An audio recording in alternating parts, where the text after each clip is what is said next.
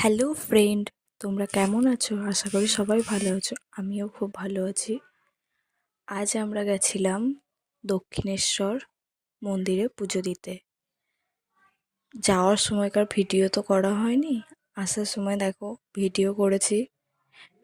ওভারব্রিজের উপরে এই দোকানগুলো, খুব সুন্দর সুন্দর কালেকশন আছে, তোমরা চাইলে দেখতেই পারো। আমরাও কিছু কেনাকাটা করেছি। আসলে গেছিলাম গঙ্গা চান করতে, গঙ্গা চান করে একবারে মন্দিরে, মায়ের মন্দিরে পুজো দিয়ে আসছি।